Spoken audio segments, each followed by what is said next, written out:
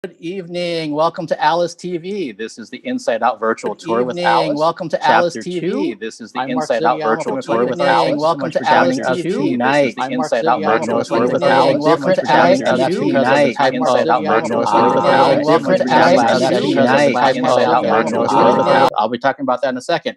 I want to thank my guest last night, Wade Murph. Always a pleasure interviewing Wade. Such a cool guy. That last story he told.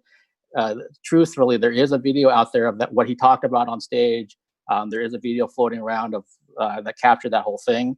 And I absolutely want to thank Alice for giving me this opportunity. It's always amazing to be a part of anything that they do. And if you've seen, obviously, the last two shows of this second leg, they've changed the game yet again by changing the lights, changing the configuration, everything else. So it's just awesome to see that they continually try to be creative and artistic and come up with new ways to, do things for everybody out there. And I want to thank all the fans out there. There's a lot of you regulars, obviously. For the first time, I actually have my laptop in front of me, so I kind of see Captain Blackwood and Industrial Girl and a couple other people that are in the chat right now, which I normally wouldn't have.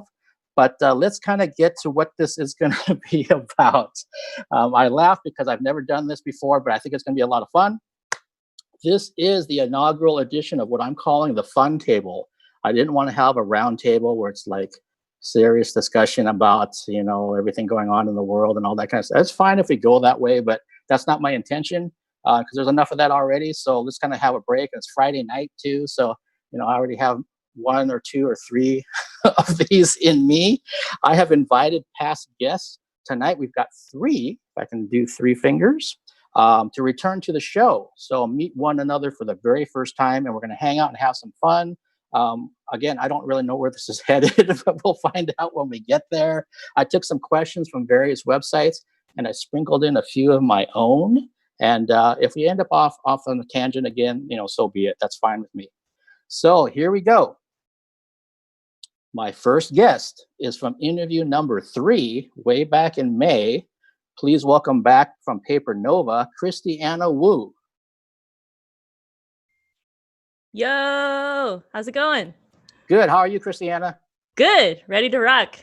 Awesome. Okay. My second guest is from interview number 5, also from May. Please welcome back pop singing sensation Mariah Belgrod.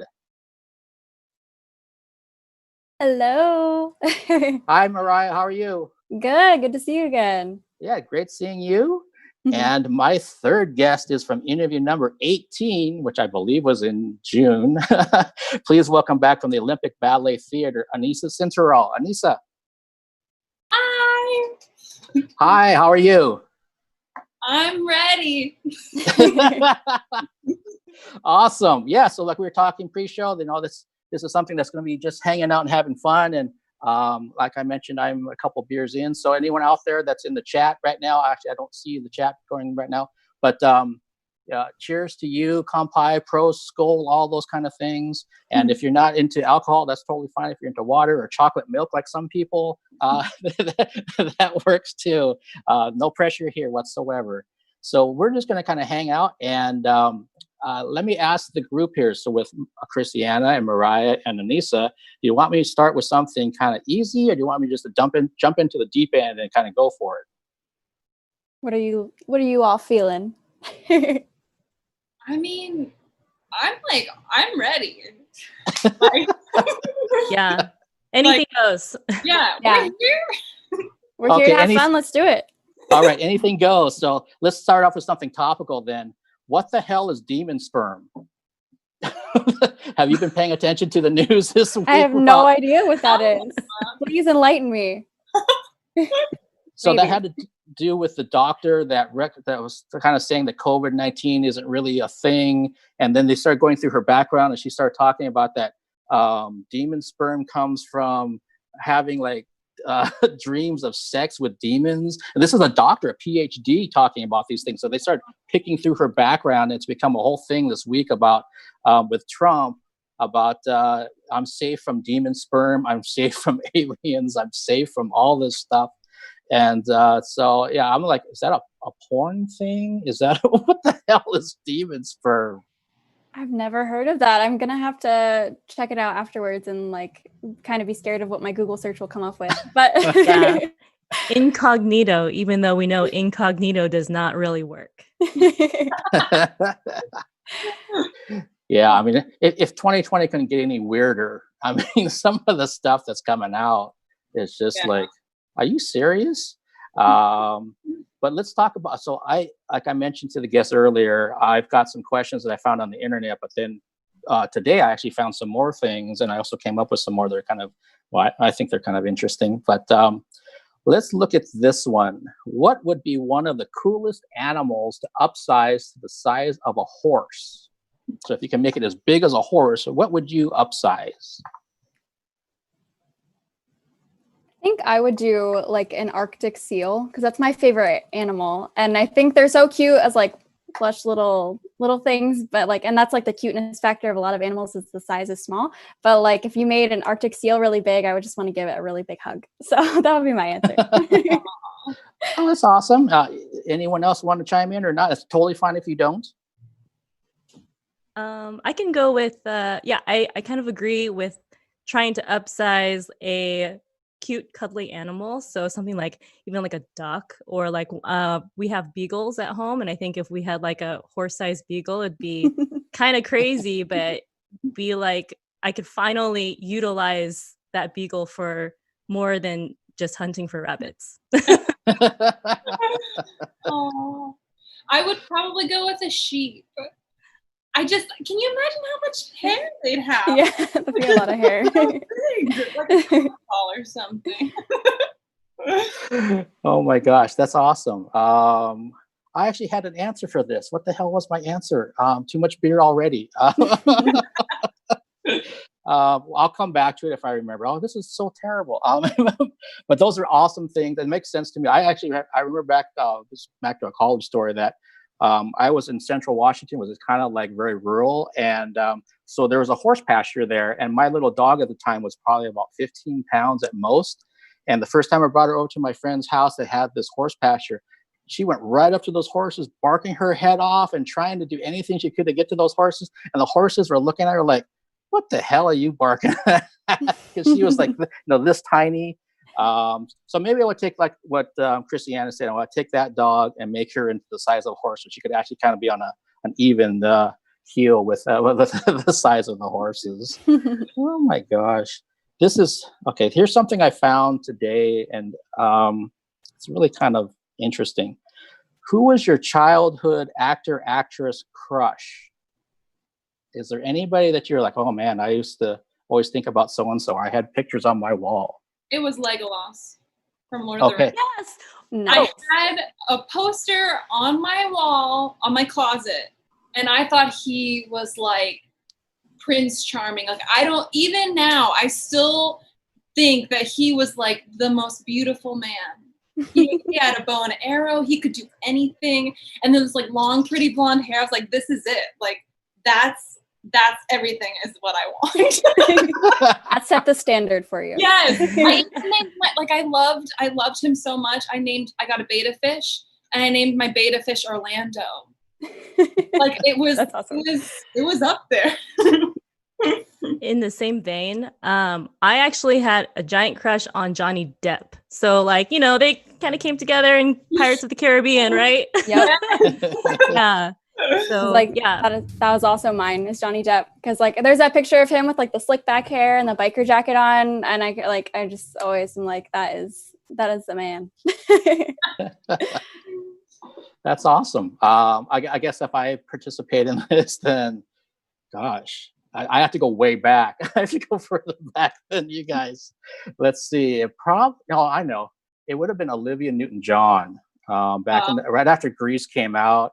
I was a big Kiss fan, so one of the magazines I used to buy was actually kind of geared towards girls. It was called 16 Magazine, but they had Kiss stuff in it every month.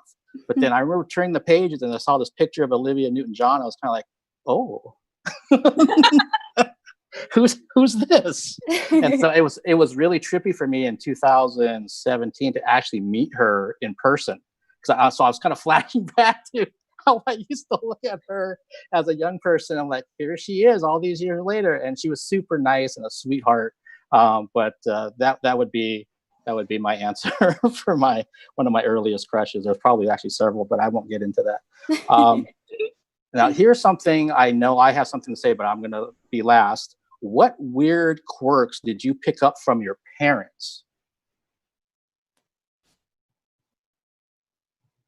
Anybody? I would say, so like my family is so quirky. But like my mom, I just like weird things of like, I have to know where things are. Like if I have to like check to make sure like my debit card's in my wallet or my ID's in my wallet. My mom and I were just talking about this, like I'll be laying in bed at like 3 a.m. and be like, where's my birth certificate? Like just, I have anxiety. So it just like comes up, I'm like, where's my birth certificate? I'm like, why am I thinking about this at 3 a.m? So just like weird things of just like popping in my brain of like having to know where like important things are and like make sure they're safe.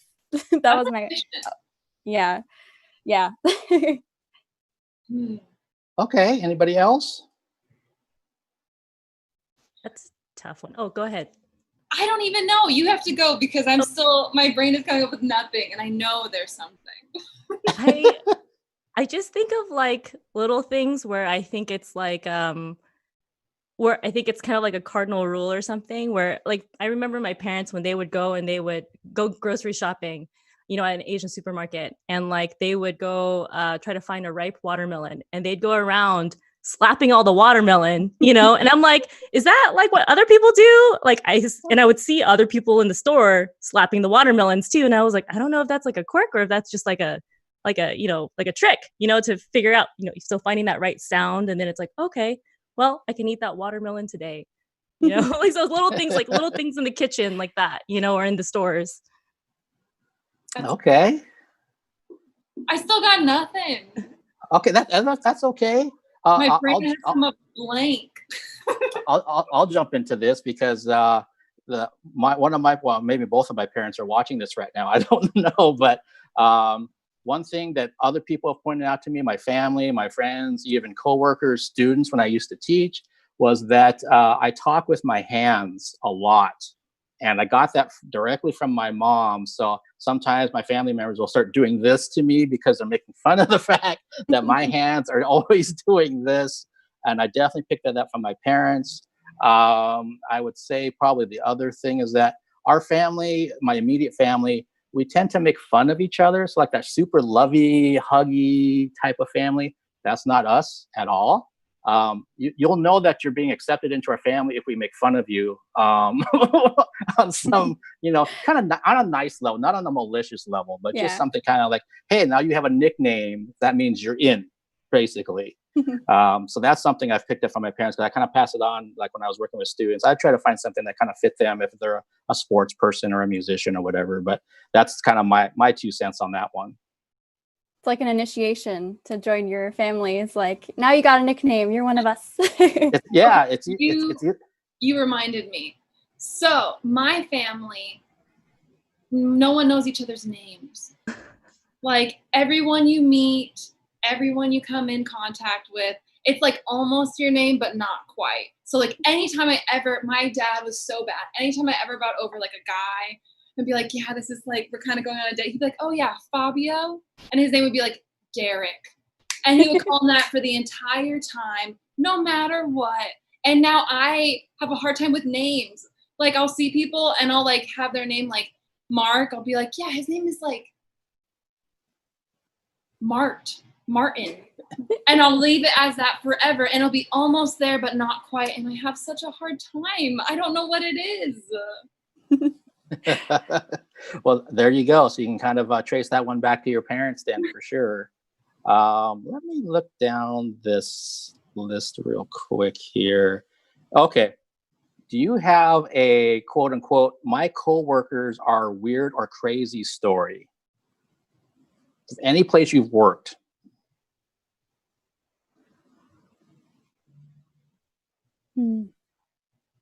I have one, so I can definitely start while you guys are thinking if you want. So I work this place in South Seattle, and it's definitely on the weird category, kind of like, what are you doing? And so I was, there's 4 of us coworkers in this rectangular kind of office in the basement. And I remember coming through the door one day, and I look at my coworker, and he's like 6'4", and he's standing on a desk trying to maneuver the tiles in the ceiling. So I'm like, what are you doing? And he turned around really quick and saw me because he thought nobody was down there.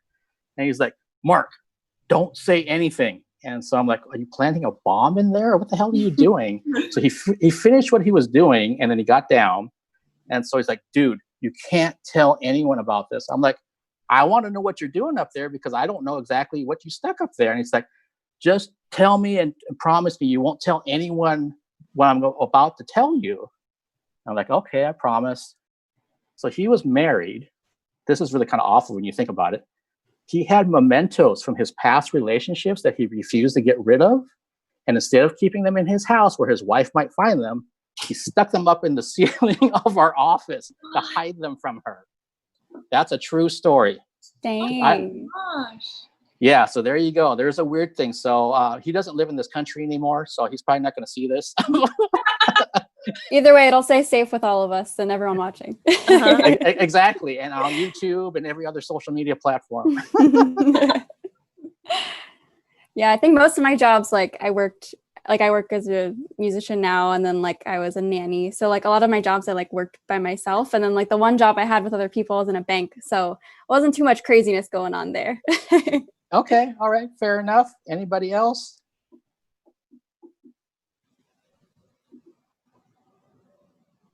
A lot of crickets. Bueller, anyone? For me, dancers as a whole, working with different companies and stuff, they really do sometimes on stage, you wouldn't know this, but they all like to talk.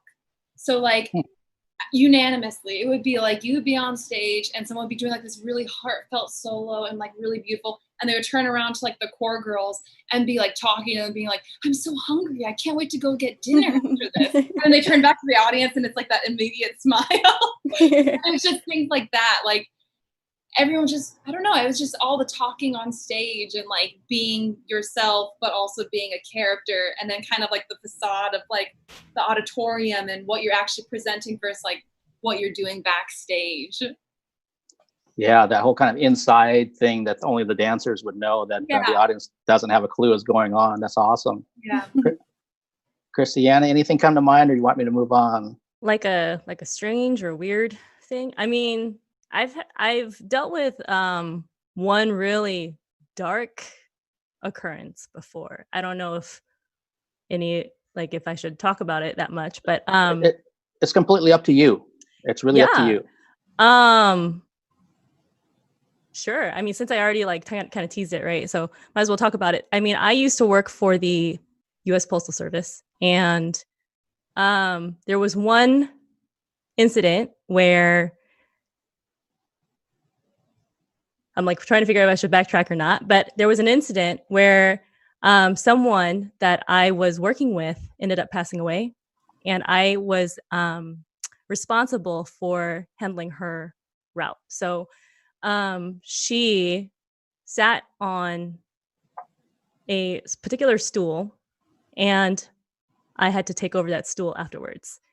And the thing was, the reason why she passed away was because she was pretty much affected by one of her family members. And so that's what happened. Definitely a really weird, strange time, because it was very tragic. But I always think back to that and just wonder what could it have been? How could it have been different? Yeah. Yeah, no, for sure. It's kind of almost in a way, especially since someone passed away, it's kind of that whole survivor's guilt of Totally. What happened, a lot of what if scenarios can come up. What if this had happened, or what if I wasn't here and I didn't have to deal with this? And then you kind of have that whole kind of shadow hanging over you of what, she used to be there and now you're in her spot. And taking over her stuff. So now that's got to be super, super heavy and kind of mess with you for a bit, I would think. Oh yeah, it affected everyone, obviously in the company, in that particular workplace. But it was just one of those things where I was like, wasn't really friends with her, didn't really know her that well, but I was responsible for taking over her duties kind of afterwards. And that was probably the weirdest workplace story that I have. So yeah. Okay. All right. Well, thank you for sharing that for sure. Yeah, seriously. I'm sure that wasn't necessarily easy for you. So let me see. I'm kind of looking at something here to kind of flip flop from that. Something lighter. Yeah. Okay, there's one. What's one of the best concerts you've been to, and why was it so good? Anybody? My first concert was Bryan Adams and Def Leppard. And we sat pretty close to, I think we were in like the 4th row. And then they got like a drumstick and a guitar pick thrown at us to take home. So I think that was like the first time I was like, wow, I could be doing that someday, because I was starting to get into music. I was like 8 years old. So I was just like, I can just still like see myself just looking up there and like all these people singing along with the music they wrote and being like just like in awe. And they put on a really good show. I mean, especially for their age, like they've been around in the industry for a long time, and they still were rocking on. So that's awesome. That's awesome that was your first experience. Plus, it was such a good one too. So to kind of put you on that path of like, yeah, hey, I could do that. Mm-hmm. Awesome. Anyone else? I went to, so they had this concert in Colorado. It's called Big Gig.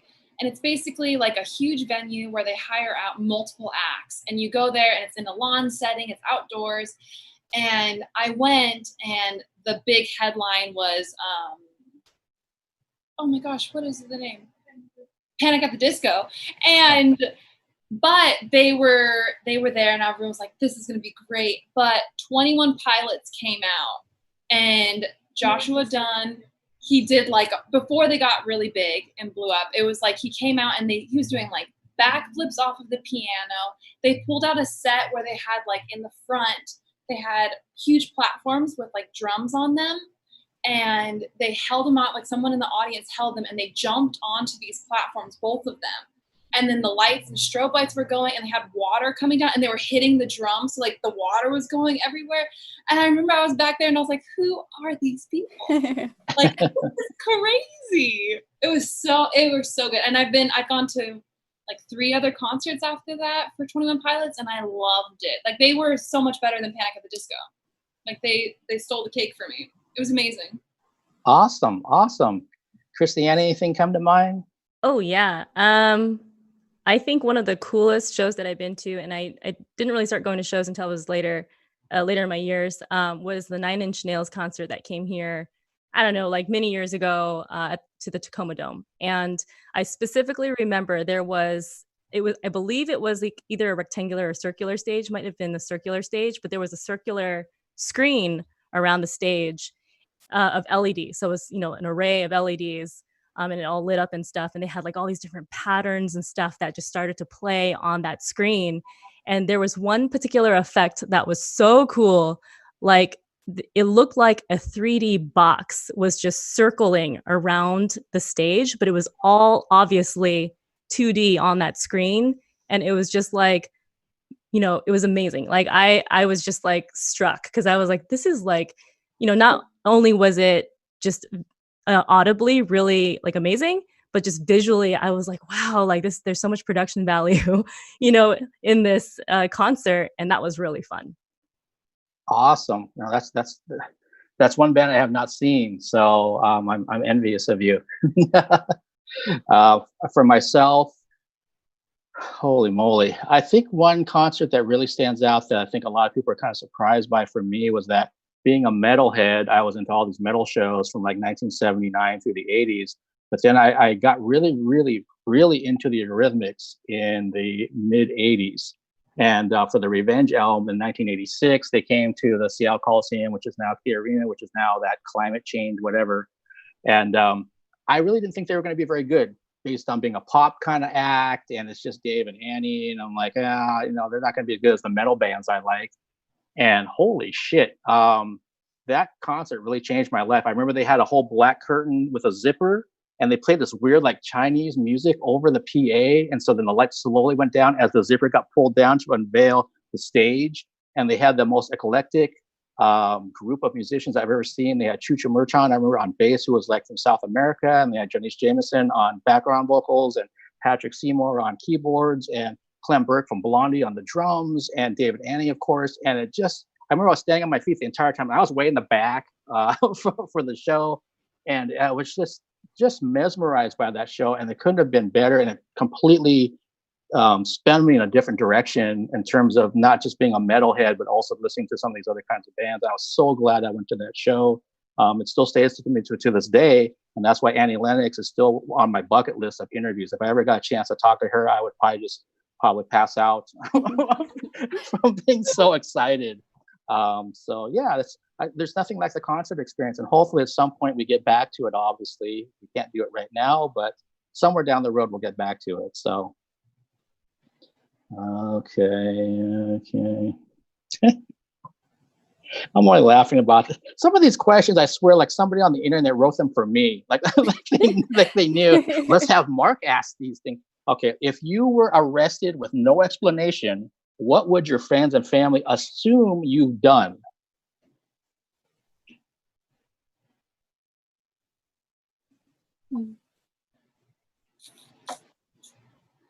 I'll start this off because I already have something in my head.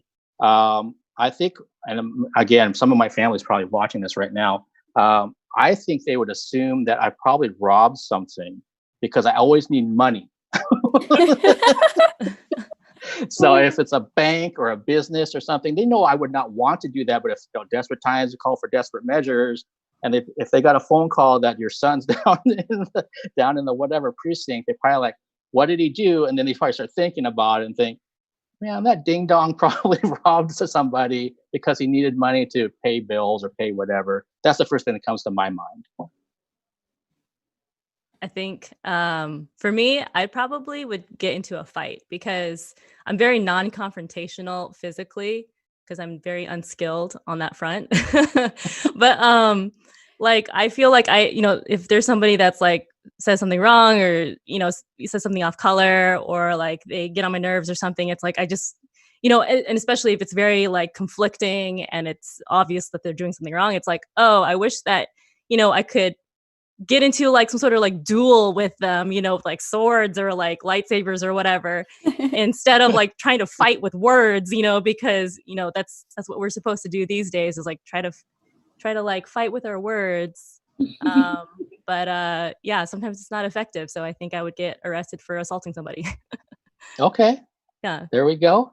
Mariah or Anisa, anything you want to add? Probably something with like protesting. Like, there's been so many protesters recently, unfortunately.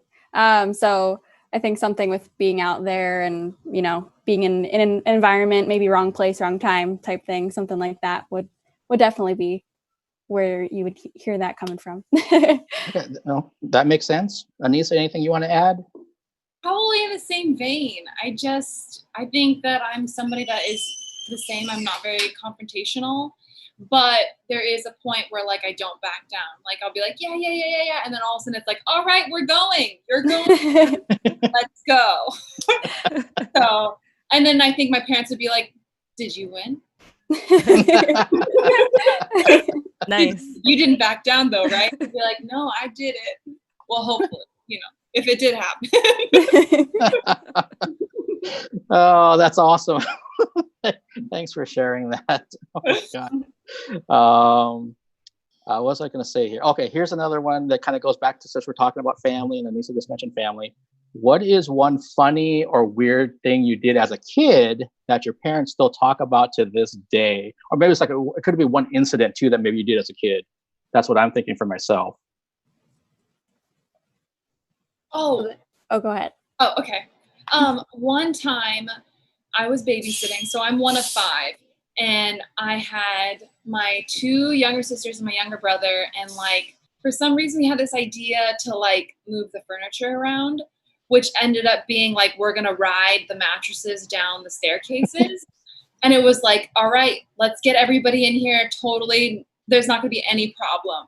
And it was me and then my next youngest sister. She's like a year apart. And we got my little brother, and he was probably like maybe 8 or 7 at the time. So we like tried to like strap him in because like, you know, he get some momentum and like he could just slide out. So we were like, all right, we got him. Easy, like no problems are gonna happen. We got there, we start going down the slide, and my sister's foot goes through the wall. And we were like, oh my gosh. And since I was like babysitting and it was my idea, I like called my dad and I was like, hey. So we were moving furniture and, you know, there's a hole in the wall. The mattress fell and it went through the wall. And he was like, how big is it? Is it the size of like your foot? And I was like, exactly the size of Cassidy's foot. It was so bad. Oh my gosh. Anyone else want to chime in?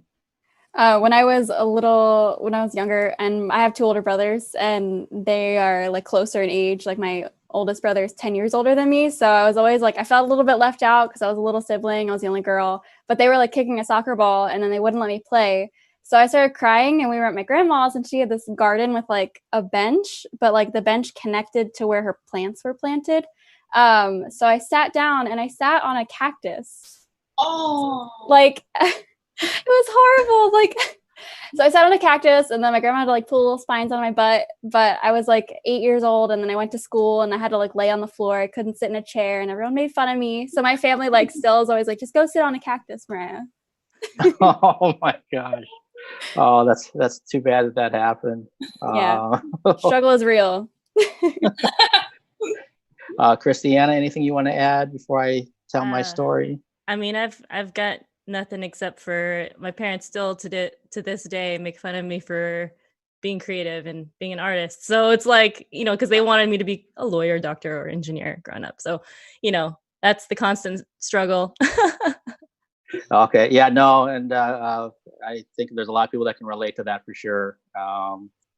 And so like in my case, okay, at the end of the hallway in my parents' house where I grew up, there used to be this, it was a piggy bank that was like a polar bear. So it was white and it's made out of some kind of really heavy material. So it was, you know, pretty, you know, a good sized weight to it. And my bedroom was right next to that, that piggy bank. And so me being the brainiac that I was, I don't know how old I was, you know, probably in single years still, that at 9 o'clock, you got to go to sleep, especially if it's a school night or whatever. And I was just infatuated with the eyes in that piggy bank of that polar bear. I just thought they looked really cool for some, this might be kind of creepy for some of you. I just really love those eyes. So I remember I went to bed and my parents were out in the living room watching TV. And I snuck back out of my room. I took a flathead screwdriver and I started trying to chip away at the eye, trying to get the eye out of this piggy bank, thinking that they're not going to hear me. And then all of a sudden, I think that, you know, they turned the light on to the hallway, and I'm down there like kind of like this. Either my mom or my dad like, what the hell are you doing? And I almost got that eye out. And they told me to stop whatever I was doing and go back to bed. And to this day, it still comes up about like, Mark's always been weird. Remember that time when he was trying to get the eyeball out? I remember I think I also tried to cut out the present out of some sort of, I don't know if it was a $1 bill or a $10 bill or something. So I've always been that kind of person that I was a little off kilter even when I was a young kid. So if they're watching this now, they're probably like, oh, yeah. That's hilarious. Yeah. Yeah. Strange things. You all have good stories, and mine are just like depressing sometimes. I got to like change it up. Well, maybe you can have some news stories when you're on your staycation next week. Oh, yes. Yeah, totally. There you go. There we go. Here's something just in general. So what was the last thing you did that you considered fun? On any level. Obviously, fun can mean all kinds of things.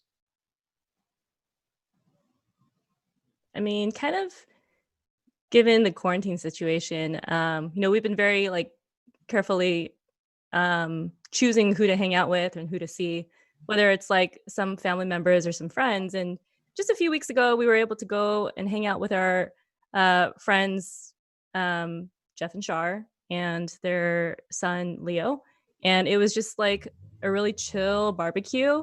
And then after that barbecue was done, we decided to go hang out in their music room and just jam for a little bit. And that was really fulfilling, and it was really nice to do that after, you know, the considerable amount of time that we don't really get to see as many people. So that was really nice.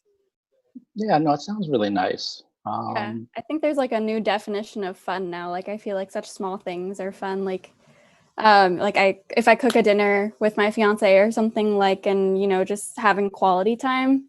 COVID has really put things into perspective for me to just like enjoy just like the more simplistic aspects and like the people I'm sharing things with, as opposed to like the more materialistic aspects of my life. So like, yeah, just like cooking a new meal or like making Rice Krispie treats from scratch or something. It's just like super fun. And then like bringing them over to our friend's house and socially distancing and leaving them on the porch or something. It's just like those small things are awesome. That's awesome. Yeah, no, that makes sense completely. Anisa, anything you want to add? When I was in Salt Lake, seeing my boyfriend and hang out with my other friends, Becky Ann and Chase, we all like made dinner every night, and we would make pasta. And my friend Chase has like really long arms, so he's like the ultimate pasta rack. Like he makes the homemade noodles, but he's like so long that he can hold them all. And it was really like the same. It was just like making dinner at home. And I don't know, been playing like a lot of video games, like Overwatch all the time. It's just really fun. Nice. Awesome. Yeah. And like what Mariah was saying, that, you know, the definition of fun has definitely changed during the pandemic. And for myself, gosh, well, I mean, obviously being on this tour with Alice since May 22nd has been something I wasn't expecting. And it's been such a, you know, really in many ways a life-changing event. I mean, in some cases, like with the folks here, some people I knew, some people I didn't know prior to doing it. This kind of like Anisa, I'm looking at you right now, and we didn't know each other. And I think one thing that makes me, when I consider fun and or happy, when I'm kind of like, yes, is when, and this hasn't changed since pre-pandemic to now, is that when I'm trying to get somebody as a guest to come on for any level of time, whatever I'm trying to do, if I get credentialed for a concert back, you know, pre-pandemic days or whatever, and in this case, trying to get a certain guest, and when I finally get a yes, I'm kind of like super happy. I'm super happy about certain things. And that's not to say that I'm not happy about every guest, but there's certain ones like I got to go through a publicist, a manager, you know, God, I mean, other people just to make this happen. And when I finally jump through the 12th hoop or whatever it is, and they finally say, yes, Mark, we'll do this on this day at this time, I'm like, hell yeah, I got somebody. Victory, yeah. Yeah, and it makes me feel good. And those things, you know, you take them wherever you can get them, for sure. And it might seem silly to others, but to me, it's like, man, it's so great. And then I start worrying about, are they actually going to show up? Are they actually going to do it? But that's a whole other thing. But it makes me feel really good when I have an opportunity to do this kind of thing. Even like talking with all three of you tonight, it's just exactly what I wanted it to be. We're just kind of hanging out and talking about stuff, and I'm seeing people on the Twitch chat are talking about other things, about concerts they went to, and you know, all kinds of other shit that's going on. So that's great. Okay, let me see. I had something else that I was looking at really quick. Oh, and this one might be kind of quick, but what is the strangest name, first or last, of a person you knew? So it just kind of seemed kind of odd when you heard it, either the first name or the last name. Because I had a student that I can tell a story about, but I'll let you guys kind of see if you can think of anybody that you have come across that the name was kind of unique. Oh, I definitely. Go ahead. Oh, go ahead. You. Oh, I mean, like it was just like a really casual thing. Like when I was working at a company before, I used to work in for a tech company that sold touchscreen chips. So I would travel for business to China sometimes, and there was one particular guy that had an English name, and it was like the perfect name related to touchscreen chips. His English name was Feeling You. Oh.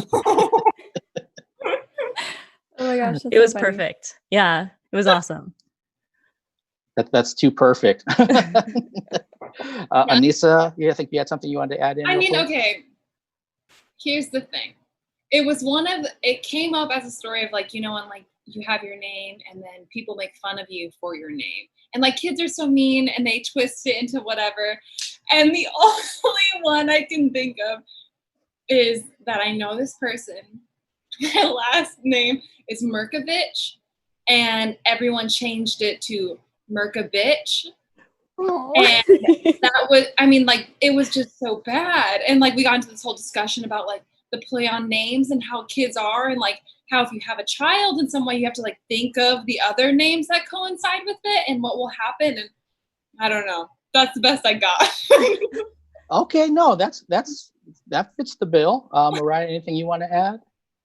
I can't really think of anything. I mean, like, I'm from an Amish community. Like, I'm not Amish, but I was raised in like an Amish town with Amish people. And like, there are a lot of different names that are like biblical, like Dorcas or Jebediah or Ezekiel. And like, those are not like names that you really find anywhere else in the country. But I can't really think of anything else. Like, there were some names that I was just like, and if like someone went to school named Dorcas in like high school, like it would not be good.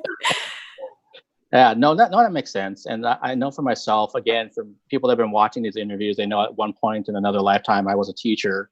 And I still remember that when I was in South Seattle, I had, so when students were getting referred to me, I would get their file and I was looking at it and I saw the name. I was kind of like, is that right? And so the student's name was I'm Unique, one word. That was her first name. So you'd say, I'm unique. And I was kind of like, so I remember when she came in, she was like a really good kid. And I remember said, so how do you feel about your name? Obviously your parents gave you that name. She's like, I hate it. Oh, no. I hate it because people make fun of it. They're like, what kind of person came up with this name, to call you I'm Unique as your first name? But I just remember thinking, but it is kind of unique. I think that's what like empowering too. When you would say, like, you're like, I'm unique. You're like, I am unique. Right? Yeah. Reminded every day about it.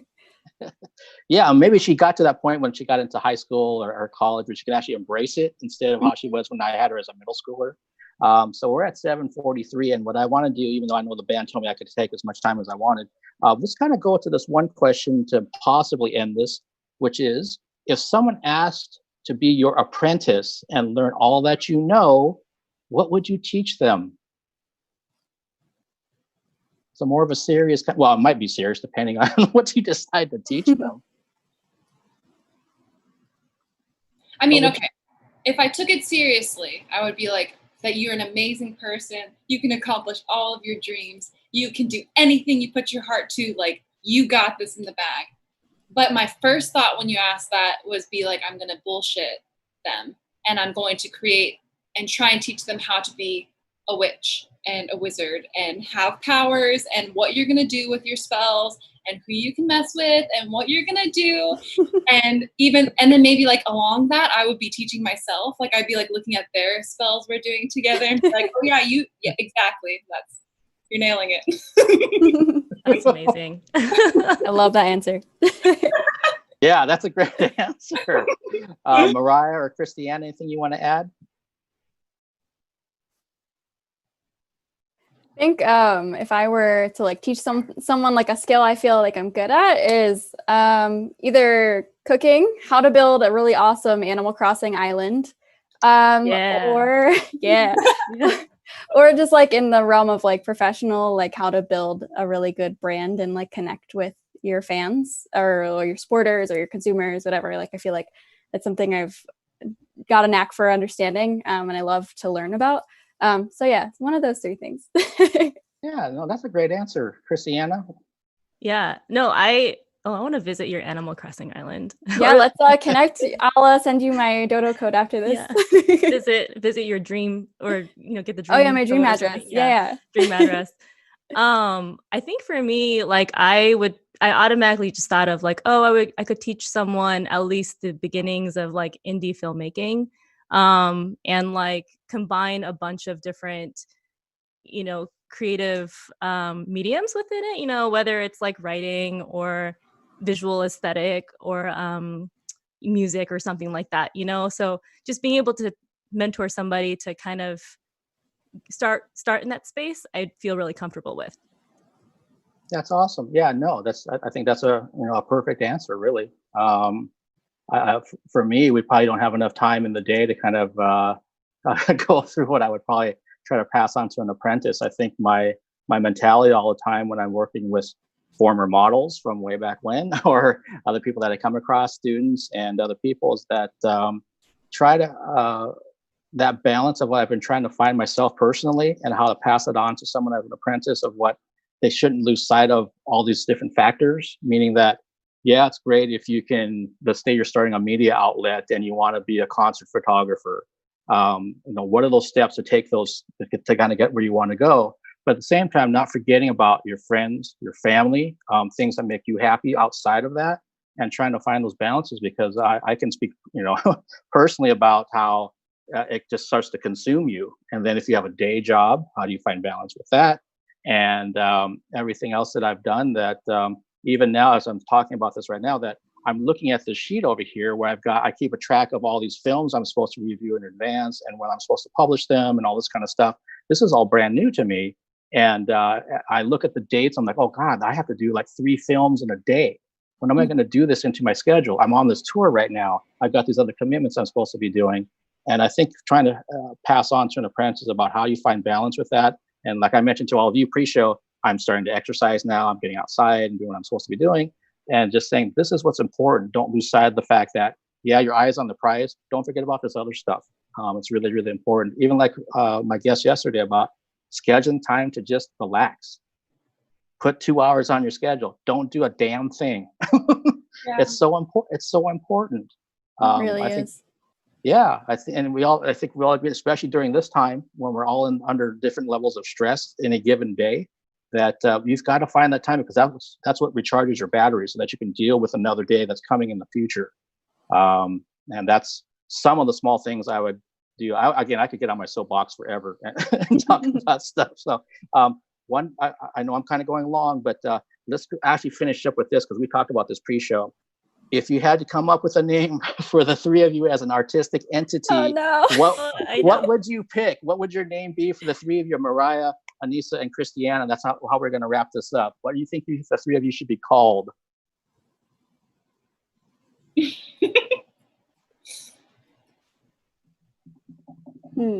have no idea. Go ahead. No, you first. You keep on like giving it. Oh, go ahead, Anisa. Okay, well, okay. I thought Professor Eclectic and the Quarantinas. Ooh, okay. I like that. Going off your like wizardry. Yeah, and kind of like Professor Utonium from Powerpuff Girls, but Professor Eclectic, because that's how we all came together. We're all in quarantine, and then there you go. Super poetic. Yeah, I like that. Yeah, that's cool. Anybody else have anything they want to throw out there? I was gonna it's gonna be super cheesy, but I was like thinking of immediately, Charlie's Angels, but then we're based off of like the demon sperm thing earlier. Maybe we're Mark's Devils. I don't know. Nice. I like that too.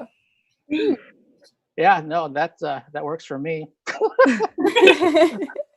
Mariah, did you have anything that popped into your mind? No, nothing did. I don't think I can top those 2. Those are good. All right. So Mariah, Christiana, Anisa, I want to thank you so much for taking the time to do this inaugural fun table. Hopefully you had some level of fun. Hopefully people out there that are watching had some level of fun. And I can let everybody know that this isn't the only one that I'm going to be doing. I've got at least 1, possibly 2 more of these coming up. Tomorrow on Saturday, I'll go back to my normal interview area where you won't see all this shit behind me. I purposely did that, obviously. But I hope everyone out there, if you can't tune in, that you have a great weekend. You stay safe. And for all 3 of the guests, again, thank you so much for taking the time tonight. I hope that you have great weekends, and that I'll see you probably sooner than later in some cases. See you. Thank you so much for having us. It was so nice to meet you ladies too. Yes, thank you. Yeah. All right. Take care and have a good night. Bye. Bye. Bye-bye. Bye-bye. Cheers.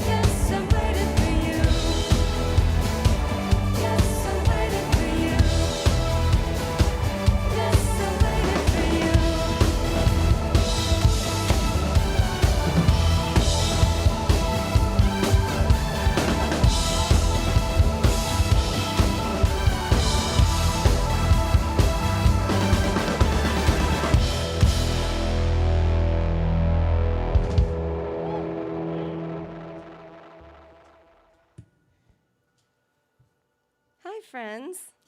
Howdy, buddies. Hello. Happy Friday. It's Friday, right? Yeah, it is Friday. It's Friday, and it's the last day of the month. Whoa. Whoa. I We're in wasn't August prepared for tomorrow. that. So, technically, we would have been in Seattle tonight. So, Mark, I love Seattle. we send you so much loves up to Seattle. So many Mark hugs Yes. like this. Yeah. Yeah, we were supposed to play at the Highline Bar doing a Mechanismus. Oh, right. Yeah. Those are such great shows. I know. I love Mechanismus. Ali and the Mechanismus yeah, crew. So good. Yeah, so technically we would have been at the Highline Bar tonight, but we are here and you are there and we are together. So thank you guys so much for hanging out with us. So many cool stories about that load in. I mean, parking on the street and the crazy people who walk, you got to keep a guard out. There's the stairs you can walk it up, but there's an elevator if you get through a gate.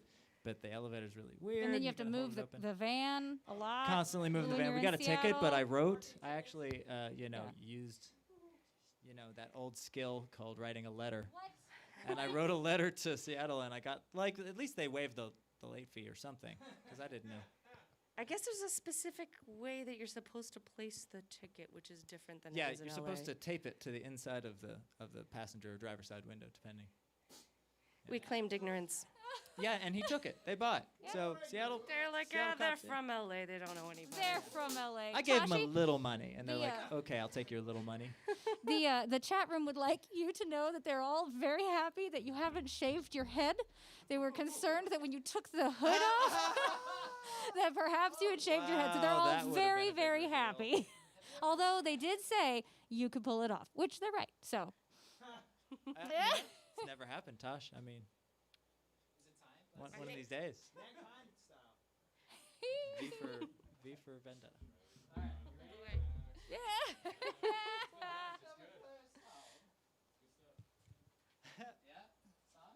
Yeah, song? Sure. Should we song?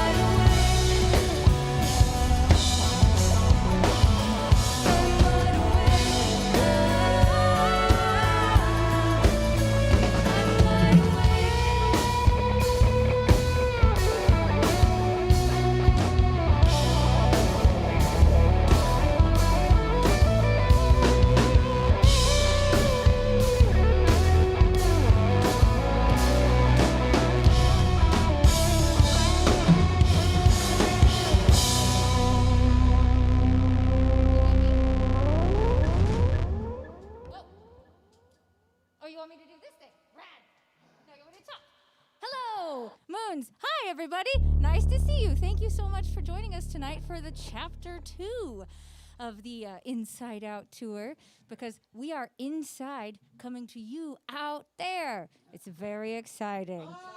You out there is inside some sort of chamber or device. Most likely you're inside watching us also be inside. It's very exciting. So there's really not any out. Well, we're going out from here via the technology. I would love to be an Assassin's Creed character. That would be awesome. Yeah, you would. You'd be so badass. Yeah, sign me up. Very, very thin knives.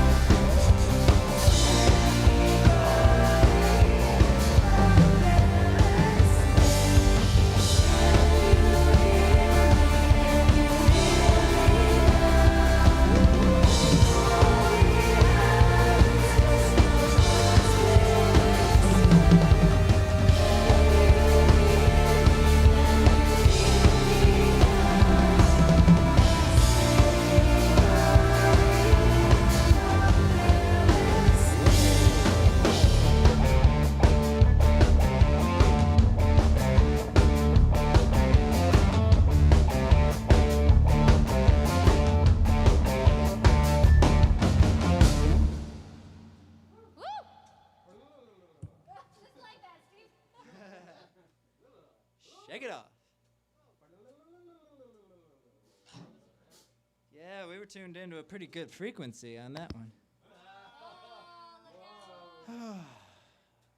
Was I even making a joke?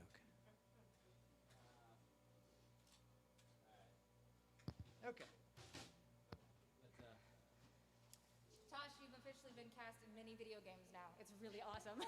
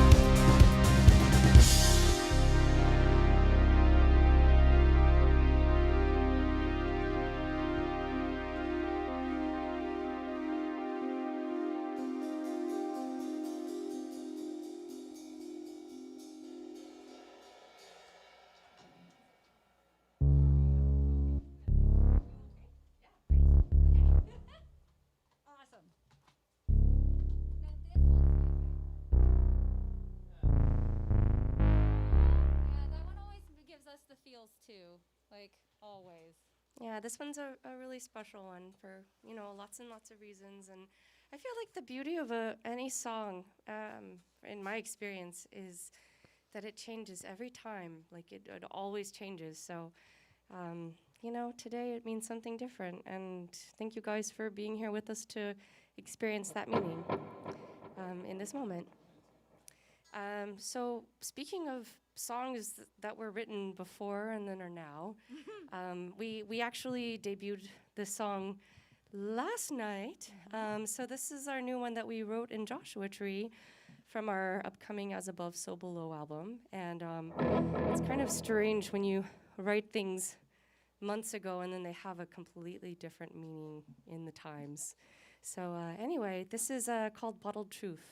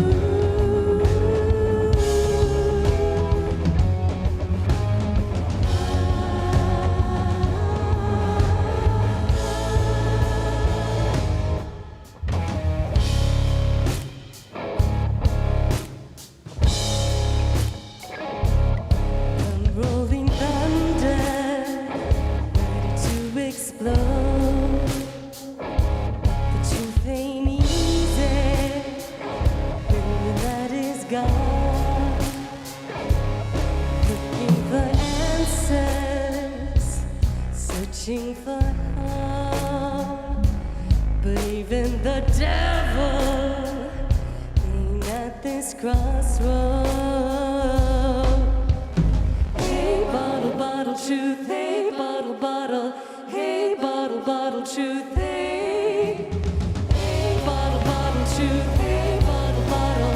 Hey, bottle, bottle, truth. Hey, hey, bottle, bottle, truth. Hey, bottle, bottle. Hey, bottle, bottle, truth. Hey, hey, bottle, bottle, truth. Hey, bottle, bottle. Hey, bottle, bottle. Hey, hey, hey, hey, bottle, bottle, hey.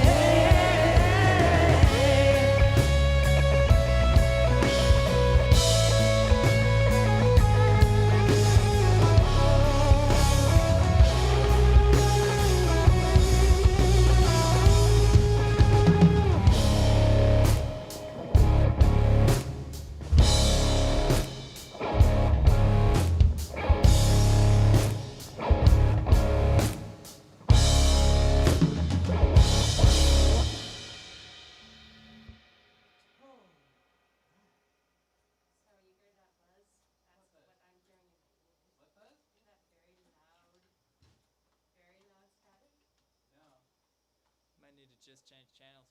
Here, I'll change the channel for you. I have to get your Holy shit. Thank you so much for all of your sweet words in the chat. It means so much to us to be able to. I need to. Carl's telling. Go here. I'm so sorry. Okay. Hi. Hello. Thank you all so much for the beautiful words in the chat. It means so much to us. Like, we love to go through and see, like, oh, it's great to see, like, oh, this part sounded good. Okay, great. Then we know that we're like, yeah, we're on track. So it really means a lot to us. And the fact that y'all will say, like, hey, I can't hear this, it's really, really helpful to us to figure out what we're doing. So thank you. Thank you for being a part of the band. And thank you for helping us out. So we are super grateful. I had no idea it was Friday. I feel like none of us knew it was Friday. No, because Friday is my Sunday. Is it? Yeah. Oh, 'cause yeah. Saturday. And sometimes Friday I work. And so, so Saturday is Monday. And so my Monday is Sunday. And so, yeah. That sounds really mathy and complicated. Because I work on the other side, it's almost like people who work night shift. Right. Like, you get to say, oh, you're working the 9 to 5. Only people who work 9 to 5 get to say they work the 9 to 5. The other people who work a 9 to 5 that's not at 9 to 5 get the butt end of the stick. They get You work like an 11 to 7. Yeah, which some people prefer. Yeah, absolutely. I remember working in the music library at the college I was at, Yeah. and I preferred the graveyard shift because I Really? could just sit there and do my homework because Exactly. there were fewer people there. Yep. No, and that's a wonderful thing. I really miss that, actually, about like just having that study time. Study time is such a magical thing. That's funny how my dad said for every hour in class you should study 3 hours Exactly. out. Yeah. Never. Never? It never Oh, happened. See, I loved that. I was all about that. was going to say, I wonder how I got through. I didn't. That's okay. That's okay, because you're kicking ass and taking names. Oh, Yeah, I think it's pretty rad. I know how to read. So That's an accomplishment. it is, actually. Oh, sorry, dear. Hi. Yeah. So, for those of you who have watched our Under the Hood series, what's an interesting technical thing with us is that we use in-ears. We all use in-ears to be able to hear each other, and we all have our different sounds dialed in. And I get very sweaty. That's super sexy, right? Yeah. I get super sweaty, so I just broke another mic pack or what is it called? Not a mic pack, in-ear pack, because I made it too wet. So anyway, yes, we just had to adjust some sound. This is what you call stage banter. My wonderful bandmates were tap dancing for you guys while we were figuring out my broken in-ears. So yeah, yay, pancakes. Pancake day. We haven't graduated to waffles quite yet. We will. Well, We'll waffle get there. panini pancake people at Exactly. this point, Waffle right? panini pancake. Here, let me have those, babe. That sounds Oh, like you a got them. business. Okay. Trademark. I think Waffle panini pancake. It does sound like a business. TM. You know, the beauty of actual tour is that it is an inevitability that, first of all, Tosh can't talk, and second of all, that something will break. So we have multiple rolls, I'm going to show you, of duct tape. I kid you not. Duct tape everywhere, Well, all over the stage. There's technically duct it's tape. gaff tape. There's I'm sorry. gaff Okay, tape, technically gaff tape. duct yes. tape, painter's tape, Marley tape. Just me is fine. Yeah. Would it? Can you reach? Can you change the channel on mine? It's okay. I'll listen in the room. Okay. So the thing for a vocalist, this is for me, and I've talked to a lot of other vocalists who sing live. You can never really get a good gauge for your own vocals from just a stage monitor. I find that I blow my voice out when I don't have in-ears, and I find that it's easier for me to really dial in my sound when I can accurately hear myself. So if you'll forgive me for I'm flying blind tonight. I'll do my best. And you're gonna be amazing. All right, I appreciate that vote of confidence. I'm here. Sasha is like our perpetual cheerleader. It's amazing. Woo-hoo! This is my pose. Yes. Yeah, G-force. That's like the solidarity pose. It is. Wow. the batteries in my Moog have gone out for the first time Wow, ever. for the first time. It was experiencing sympathy pains. It's just tonight. It's that night. Yeah, that's Do you funny. need new batteries too? Yeah. Yes. Okay. Well, we're just gonna Isn't have. that crazy? So if this wasn't an actual case, so contributing to the downtime. yes. Trace. Well, how are you guys tonight? Trace. Whoa, that was feedback. I haven't heard feedback in a long time. Whoa, our sound is about to change, folks.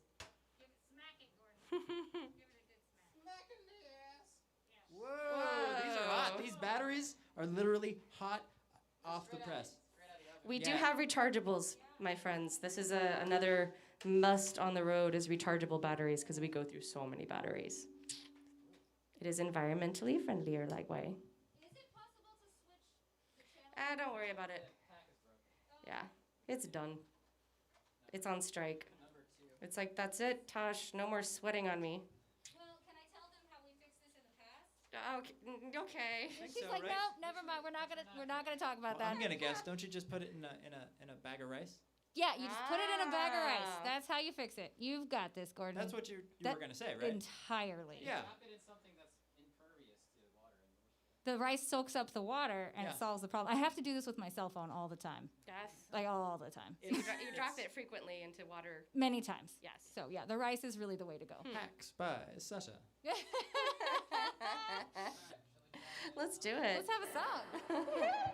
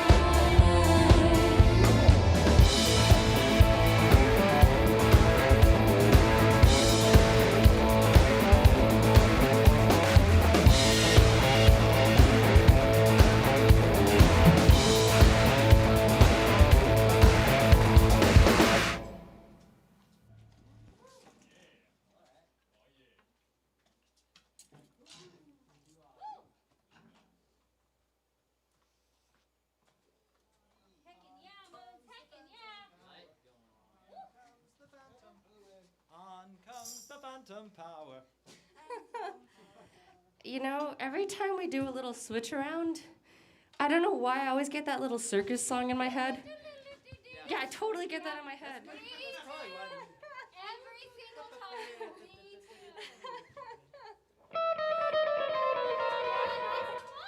Time to get the phantom power, time to get the phantom power, so the piano can be heard. Time to get the phantom power, time to get the phantom power. Tasha's piano will be heard. We actually have new mics on the piano this particular tour. Yeah. Gordon mic'd it up a little differently. A little differently. How did you mic it up this time, Gordon? Experimental. Okay, let's check this out.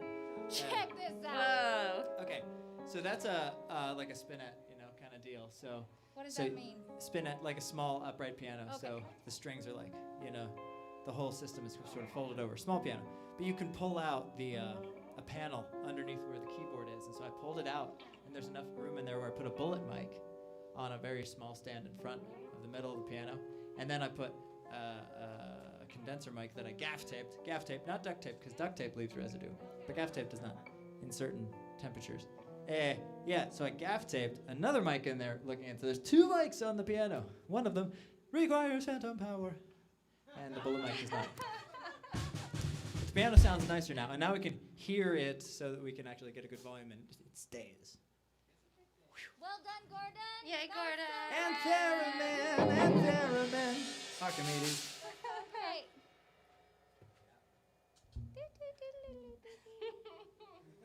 I sing that song all the time. In your head? And out loud.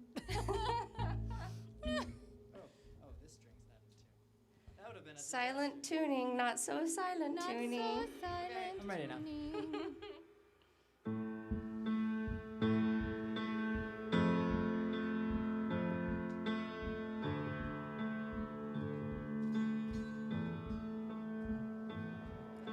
Left my empty cage and I paved another way, and I left this definition of me far behind. So what you see before you is a person that's been remade. I assure you that I've come a long way, and I'm fine with leaving.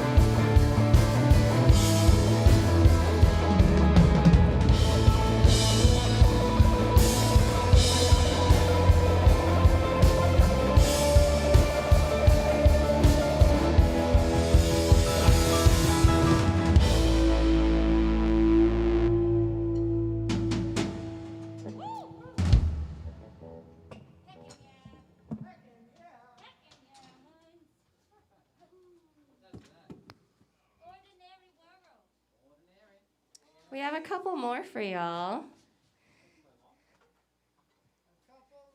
Couple more.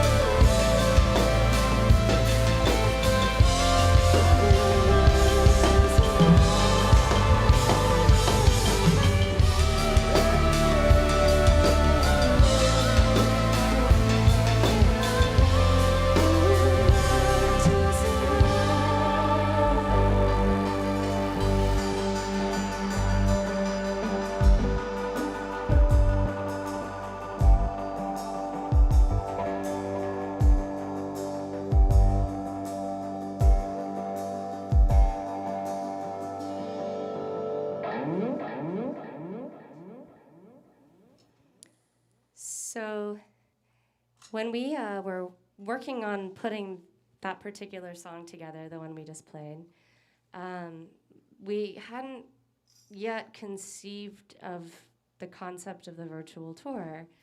And I think we were all kind of in a period of mourning because we had let go of our first tour, the Southwest tour. And it's our first time ever to cancel an entire tour. And I myself was absolutely at the peak of loneliness, and I was really depressed at that time. And you know, I realized that a big part of who I am in this world is very much tied to not just music, but my band family, to you guys, to the community around me, because art and music to me has been absolutely integral for my own survival. So I just want to thank you guys so much for being such an important part of who we are. We wanted to dedicate this last song to you guys. It's called Part of Me, and it was written with the intention of being kind of a lullaby when we were in Joshua Tree. So anyway, yeah. Come hither, Steve. We're gonna make a little friend circle here. Oh, he's gonna do it from there. Oh wow, fancy. Okay. Steve on drums and percussion. Yeah. And that beautiful synthy bass you hear, that is Mr. Gordon Bash. Yeah. Hello. And that, yeah, would be Mr. Scott Landis there on guitar and synth. And happy dances. We've got the incredible Sasha Travis on the theremin. Oh, goodness. And the vocals. Hello, And the Mom. slapper. And Mr. Carl Garcia, the man behind the vision. Is we turning around? Carl, there is a Carl there in that darkness, we promise. And then here, heading us up, our fearless leader, driving this particular train in the front on vocals and keys and percussion and all kinds of things, Tosh Cox.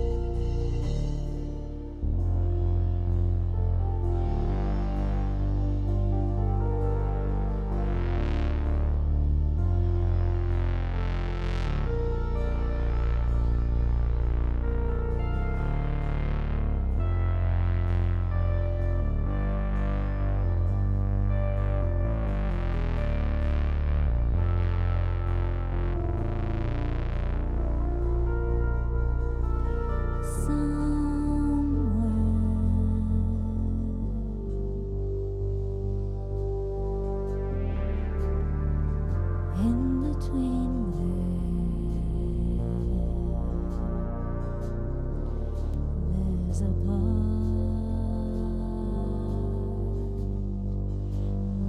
I see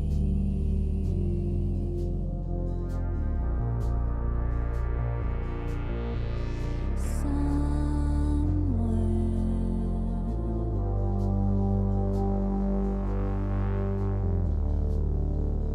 in between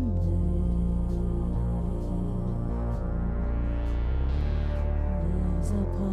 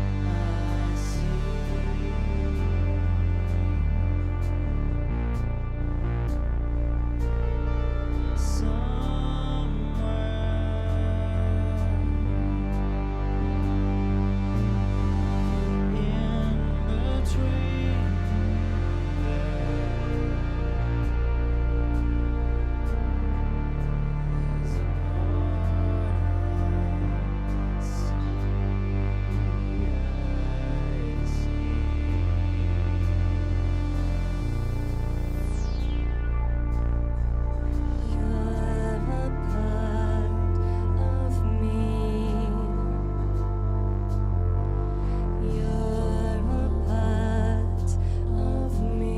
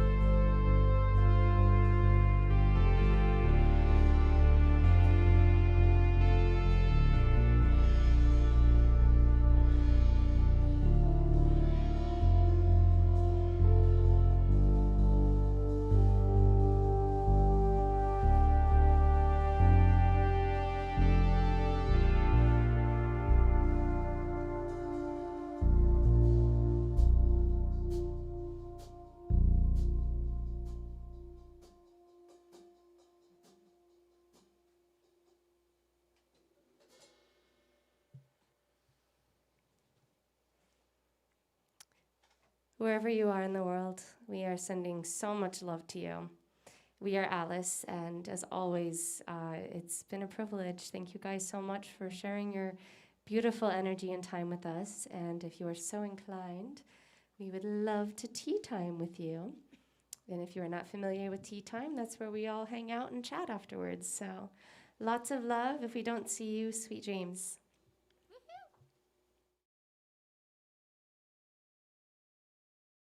Man, wasn't that an amazing set of music from Alice?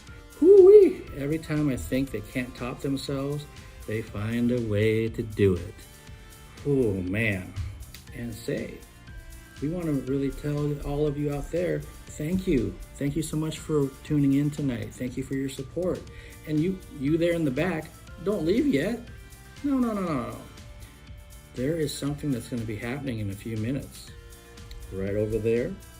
At the merch booth, the entire band's coming back out. They'll be signing autographs, taking selfies, talking to you about everything under the sun. And, oh, wait a minute. How does that work when all of this is virtual?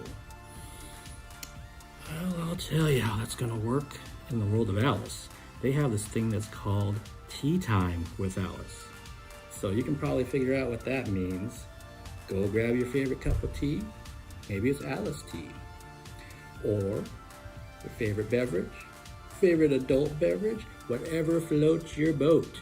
And come back here. The band can't wait to interact with all of you, answer your questions, and this is going to be the perfect nightcap to your evening. So please grab your drink and come right back here. See you soon.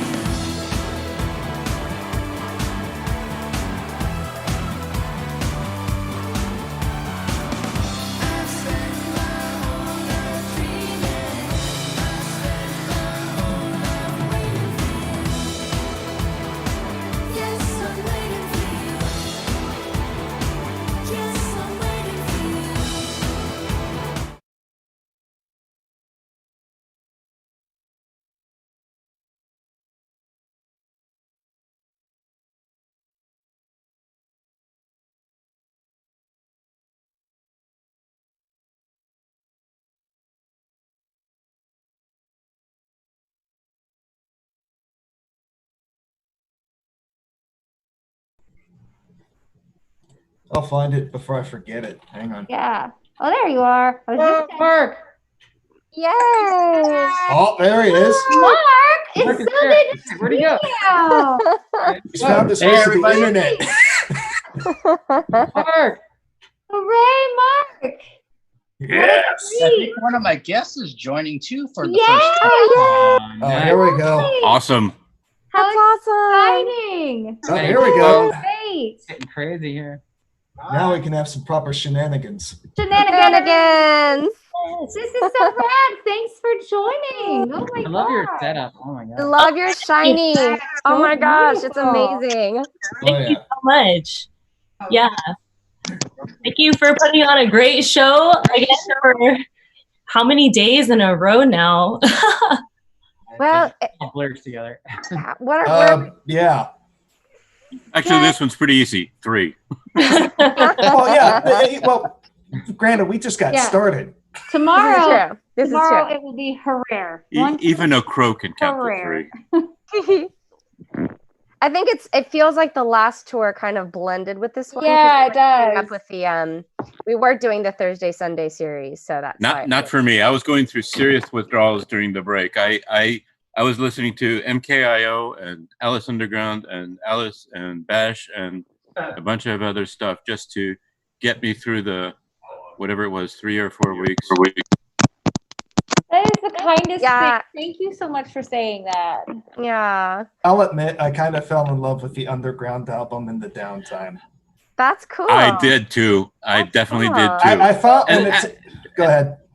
Tasha, is that you on vocals on MKIO? The pretty vocals and the industrial vocals? Yeah, that's me. Holy wow! Yeah, that's all. Is there anything you can't do? It's Dude, you should have seen crazy. the look. You should have seen the look on my face when I found that out myself. When I'm listening to Friends of Alice, I'm like, wait. Well, I whoa, listened to whoa, them way what, back what? when, but I haven't listened to them for a few years. But I was listening to it again. I'm like, oh yeah, I remember that. Holy wow, is that her again? and then I have to admit, I can't find my copy of the Alice Underground album, so I had to. That was kind of listening to it for the first time. And you're doing the scat vocals and the jazzy vocals and all this other stuff, and then you do the new song with the torch vocals. I mean, it's crazy. It's a work in progress. I actually love studying different vocal styles. I can tell. Yeah, I really love it. I have dabbled in Indian classical stuff, so that's Nice. kind of my next frontier, I think. Ooh. when the With the polyrhythms and the quarter tones. I Oh, yeah. love the fact that they are so attuned to just a completely different system. So that's Yep. going That's to be gonna really be awesome. fun. nice. So Heck, yeah, Cool. yeah. Well, thank you guys so much for joining us tonight. Yeah, awesome show. Thank Awesome, you. awesome. It was an adventure. Things were flying all over the place. we were yeah, it was an adventure. So now that you've flown blind, yes. how'd that work? So I've done it many times before. The very first show I ever played, actually, as a keyboard player, no monitors. So I had to just like play the piano completely blind. I had to just know the notes to play. And it's not the first time I've had to sing blind. It's just not. It's for me, like because I'm tuning myself to overtones rather than like the actual like center of the pitch. I have to really focus. So it takes me a little bit out of the experience, and I have to just think broader, if that makes sense, to really feel the music. Yeah, that's kind of a strange way of thinking about it, but yeah. Yeah, it'll be good to get back into my in-ears. But, we always go with the flow. Things always break, so it will never end a show as long as we don't break, which I've done that before, so. Our show in Yeah, don't break. Flagstaff, yes. I did end up in the ER after that show, but Damn. yeah, What happened? I had bronchitis for 6 weeks, and we were on the road with MKIO, and I coughed so much, and I don't know if you're familiar with the song Trapped Inside, but it's our fastest, heaviest song. And in the middle of it, I literally felt something pop, and I think I popped like a rib muscle. And so I ended up in the floor of the bathroom. I like ran off stage and collapsed on the ground, and then they had to drive me to the ER. And a drunk driver hit us on the way to the ER. So my poor bandmates, we were actually on tour with this Arizona band called Iconoclast and other friends. And I felt so bad because when people were running out of the venue to see what was going on, they saw me on a stretcher. I didn't mean to scare them, but because it wasn't from the drunk driver, it was from like cracking a rib muscle. And I've been to the ER a few times after shows. We joke about the fact that you haven't played rock and roll until you've ended up in the ER at least once. Yeah, that was an adventure. But you know, I'm glad you're still with us. I'm still with you. Yeah, no kidding. Damn. Yeah. That was definitely one of the more punk rock moments in MKIO. But it makes you grateful for your health, that's for sure. And grateful when things flow. So yeah. I feel like extremes, absolutely.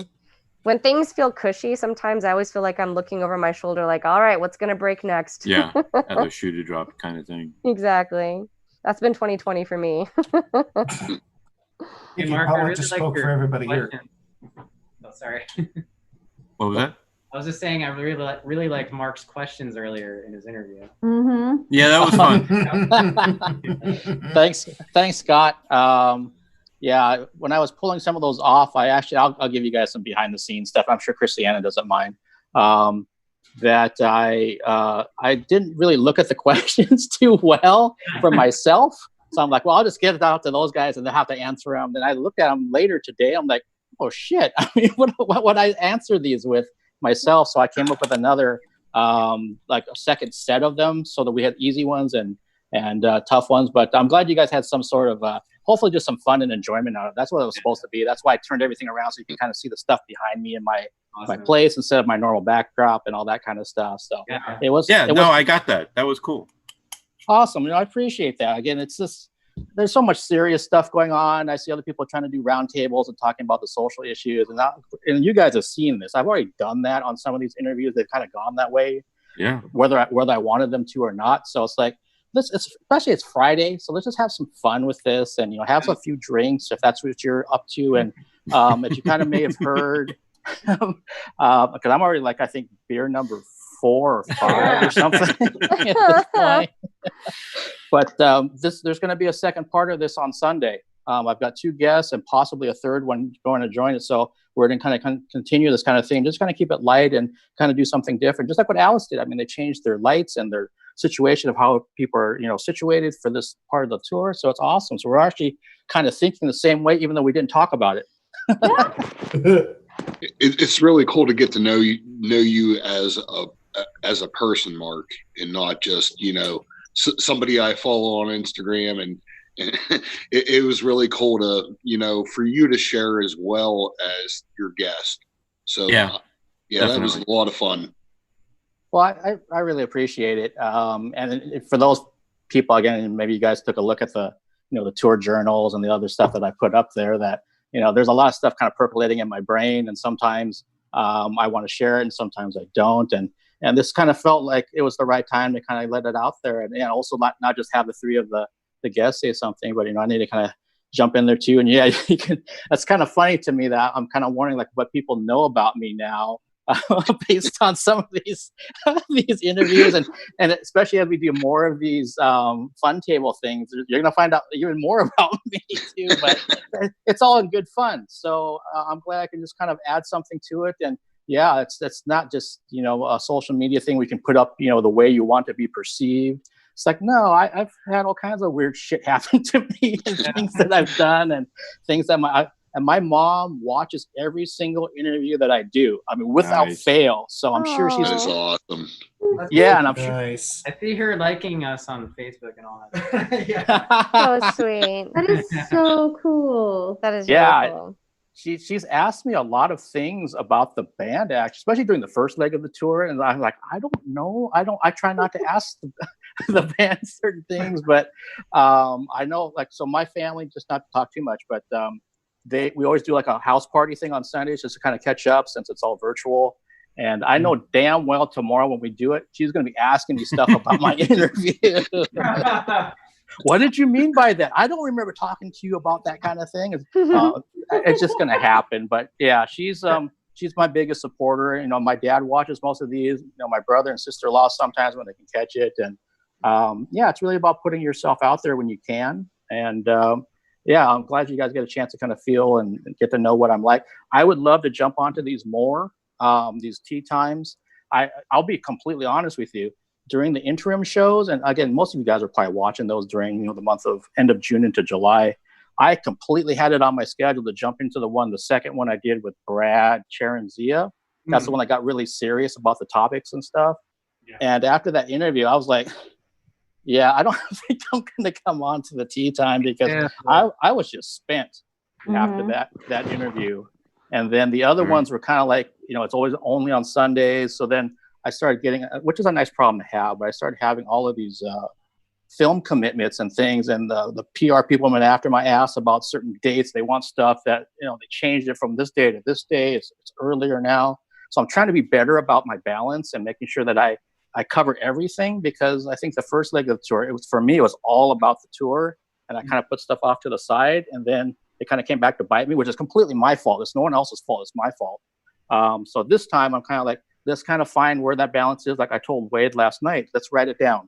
I'm going to do this. I'm going to do this. I'm going to do this. Even like tonight, I knew I was coming in here. Without fail, I was going to come into tea time tonight. It's the first Friday. And I hope that I can come into more of these. I really want to. So it's not for a lack of trying. It's more of like, oh, shit, there's like 6 other interviews or reviews I have to do. Interviewing you or something. Oh yeah, that's in the works. Yeah.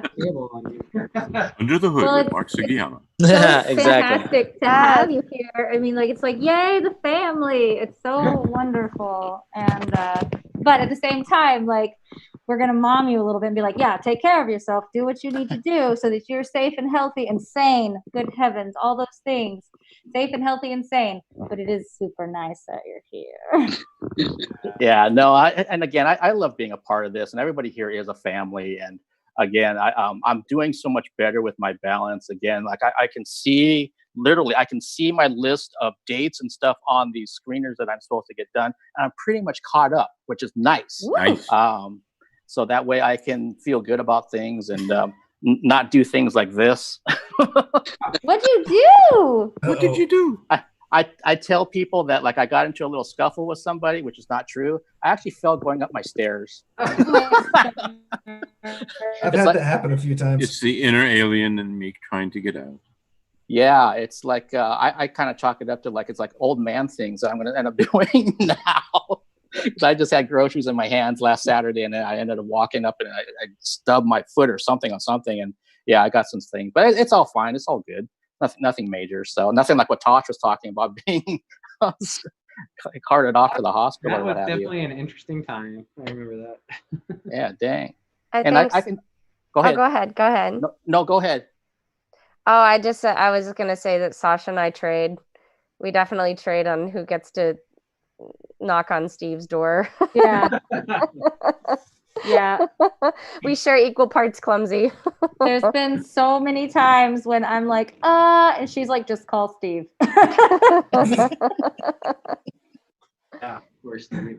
Yeah. So thank you, Steve, for keeping us whole and safe and sewing us back together and stuff. Yeah, I was gonna say the time that you cut yourself with box cut or no scissors or no, it was it was an X-Acto knife the first time. Oh, it was an X-Acto knife. First time was an X-Acto knife. Yeah. Big old cut on the leg, and I'm like, hey. Well, stitches and did it on the living room couch there. Yeah. Well, we were building. I think we had an Alice Underground show that we were doing. So Sasha was in the middle of like building like some amazing like visual thing for our merch board, and so I walk into the living room, and so she knows I actually get queasy at the sight of blood. So she very, very tenderly says, "What are you doing right now?" And the only thing that registers is that she's not wearing pants. And I'm like, is this the no pants day? So that was my first, I was like, what are you doing with no pants on? And then it took a second and I realized, oh, she's holding a towel to her leg. So she was like, well, you don't have to look at it. Yeah. Go to the ER. So somehow I managed to like get a phone and like take a picture of it without looking too closely, and then sending it to Steve and being like, does she need to be stitched up? And it turned out she did. So then we got her to Steve's. Yeah, Steve's like, it was like this. How do you know if it's stitches or not? Like, what? If it's wide open, gaping. If the rivers run red. Come on, son. Well, see, my thing, as soon as I cut myself, I was like, dang nabbit, Linda. And my first thought was, I'm going to get blood all over everything. And I didn't want to get blood on Tashi's carpet. So I was just like, ran to the bathroom, like, of course, tore off my pants, which are no longer pants because they have this giant thing in them.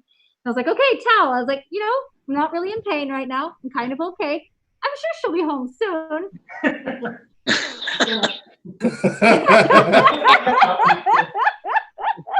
Oh, damn. Forgive me, but it's like it'll buff out. Yeah, exactly. I was like, just throw some paint on it, a little Windex. It'll be fine. Just eat some extra protein.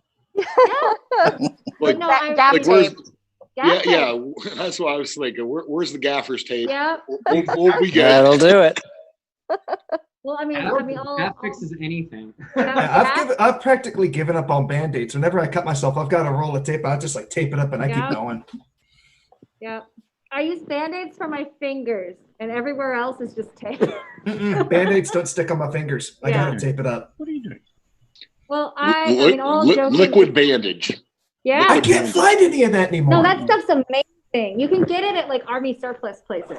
Yeah. Just like paint it on, blow on it, let it dry. You're good. It's amazing. Man. Yeah. You could even play guitar with it on your fingers. Because I can you get it on Amazon? Probably. I gotta look. There's a place, Gordon would know it. It's still open, Gordon. Yeah. Ralph's Army Surplus in Monroeville. Yep. Army Surplus, that's where I get it. Yep. Yeah, the place is still open after all this time. Industrial Girl said super glue. Yeah. Well, you know what? Super glue's a thing. Yeah, and here's the thing about that, like, it feels like just skin super glue.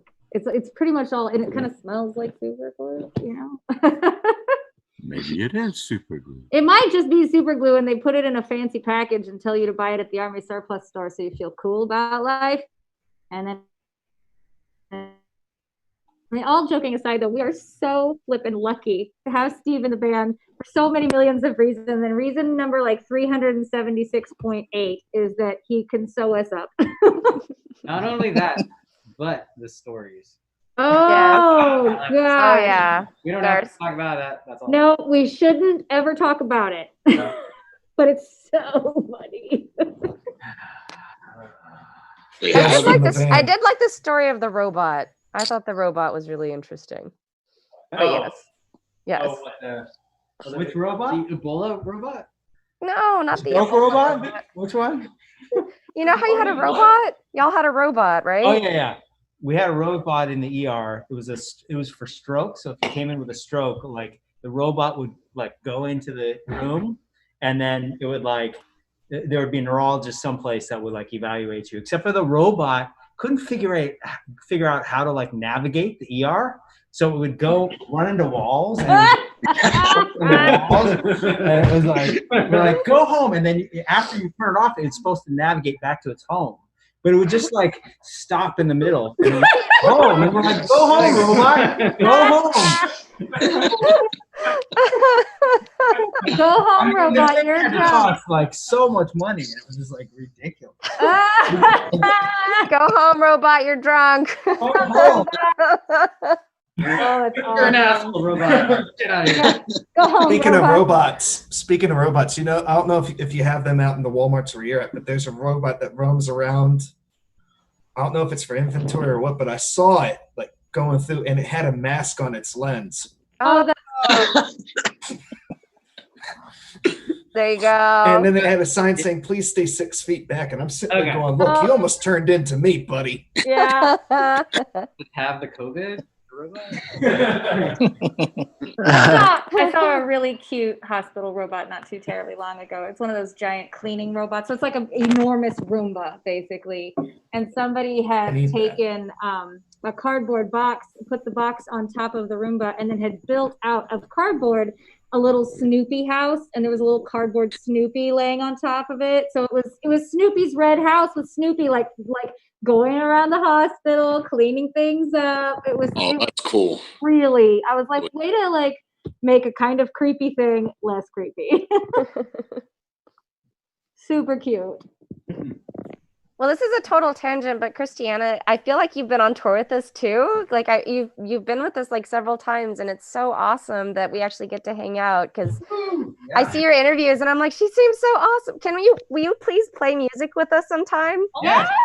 Yeah, I was just talking to my husband earlier today, and I was like, oh my gosh, like it'd be so cool to like sing backup or something with one of you, like just sing with you. And just because like the style of your vocals and stuff, I feel like it's more aligned with my style too, which is like, it's very like, it's like very melodic and very like kind of pure, and it's just kind of like, and it's like groovy too, so and so it's just, yeah, like that'd be really fun. I know I've just known Mark for so long, so when Mark was like, hey, do you want to, would you want to like be a part of this interview? I'm like, yes. Oh.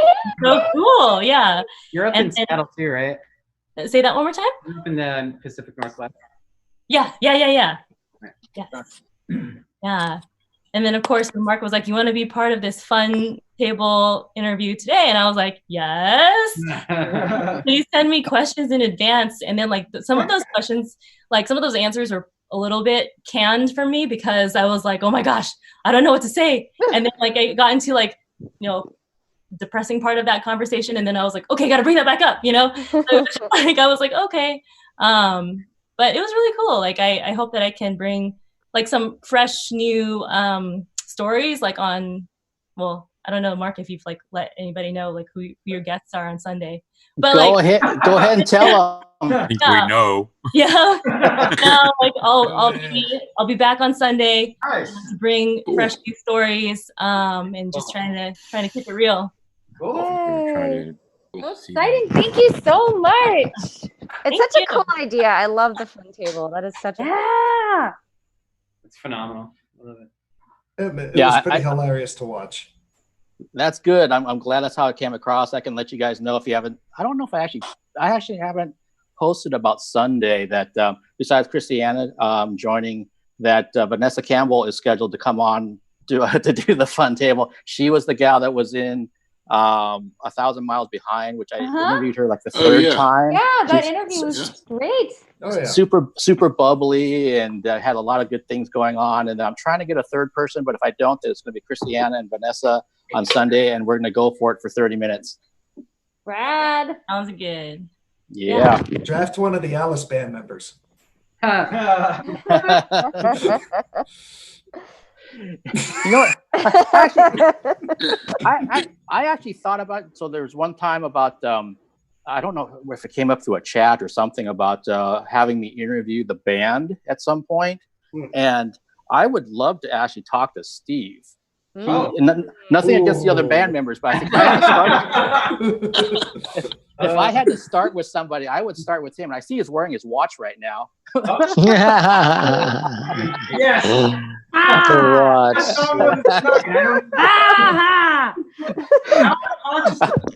Yeah. All my fun now during the shows has been taken away because you haven't been wearing your watch, but that's okay. I'm going to look for a new behavior. I'm going to find it. It's easier to catch with am I wearing a watch? Am I what? Yeah. No, it is actually a fun game where like, is Mark gonna wear, or not Mark, Steve, is he gonna wear is he wearing his watch? He is not wearing his watch. What song did you take it off on? It was the weirdest thing during the first leg of the tour, and I don't remember what show it was, but I just remember watching him. He had his watch on from that camera on the left. Probably like 2 songs into it, I'm like, magically it disappeared. There's a continuity error. I'm like, okay, I'm going to keep watching this every show. Where's his watch? Watching the watch. So it gets kind of meta. He's keeping time without keeping time. Look out, look out. There we go. There we go. The watch goes away in the real time. Yes. That's right. One of these days, I'm going to wear the whole show, Mark. I'm going to blow your mind.